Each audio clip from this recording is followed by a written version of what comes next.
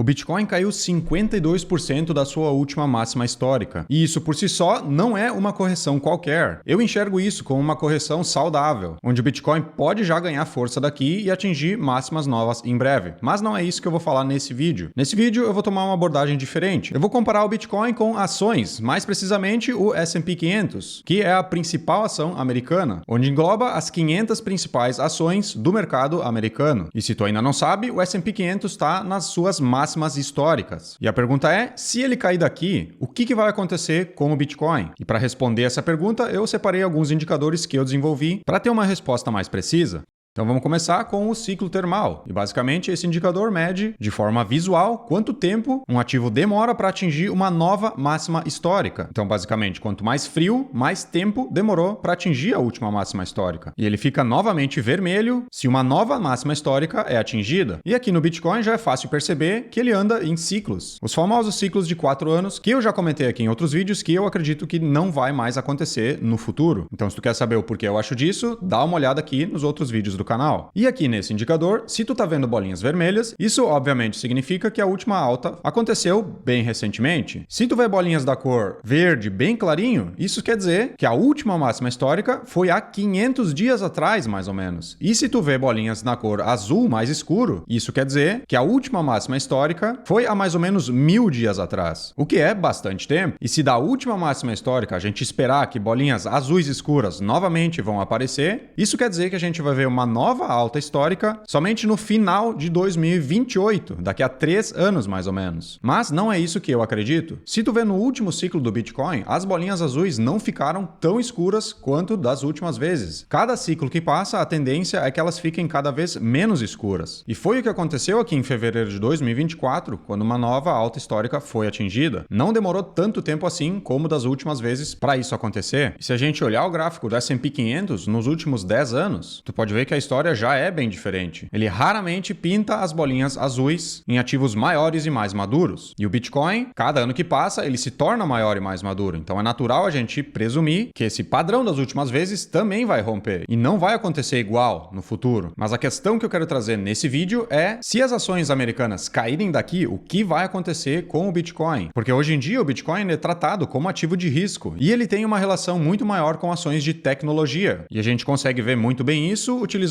esse indicador aqui, que é a correlação entre o Bitcoin e o Nasdaq, que são as principais ações de tecnologia dos Estados Unidos. Então esse indicador ele mede os retornos do Bitcoin e os retornos do Nasdaq dentro de uma janela móvel e aplica esse coeficiente de correlação. Então quando as barras estão acima de zero, representadas por essa cor verde, isso significa que o Bitcoin está altamente correlacionado com o Nasdaq, operando em um mercado mais risk-on, ou seja, se comportando mais como um ativo de risco e não ainda uma reserva de valor. Então na prática, nesse caso, o Bitcoin é tratado como uma ação de tecnologia também, porque eles movem de forma muito parecida. E quando o indicador move para baixo de zero, ficando vermelho nesse caso, daí sim o Bitcoin começa a desacoplar do mercado tradicional. E a narrativa própria do Bitcoin vai começar a aparecer, se comportando mais como o ouro nesse caso. E tu pode ver aqui que nos últimos anos o Bitcoin teve alta relação com o Nasdaq. Então se a bolsa americana cair daqui, é natural presumir que o Bitcoin vai seguir esse movimento. Mas vamos também aplicar esse coeficiente de correlação com o ouro, para comparar o Bitcoin com um ativo que se comporta muito a reserva de valor, que é o ouro nesse caso. E olha só a diferença. Houve momentos em que o Bitcoin se comportou parecido com o ouro, mas na maioria das oportunidades, o Bitcoin não anda de lado com o ouro. Muito pelo contrário, ele anda muitas vezes do lado oposto. E tu pode ver aqui que desde dezembro de 2024, esse indicador esteve vermelho ou muito próximo a zero, o que significa baixa relação com o ouro. Tanto é que o ouro subiu bastante nos últimos anos e o Bitcoin andou de lado e até caiu ultimamente. Então, se baseando na relação que o Bitcoin tem com ações de tecnologia ou com o ouro, é mais sábio a gente utilizar as ações para tentar prever o próximo movimento do Bitcoin. E se a gente medir as últimas quedas do Bitcoin e as últimas quedas do S&P 500 nesse caso, que é a principal índice americano, como eu já comentei, pode ver que as últimas quedas do Bitcoin elas são muito mais significativas do que o S&P 500. A média das quedas do S&P 500 é de mais ou menos 20% e a média das quedas do Bitcoin é de mais de 60%. 20%. Então, se o S&P 500 cair 20% daqui, isso poderia significar uma queda de 60% no Bitcoin, que é 3 vezes mais no caso. Só que o Bitcoin ele já caiu 52%. Então, uma queda de 60% daqui colocaria o preço do Bitcoin a mais ou menos $50 mil.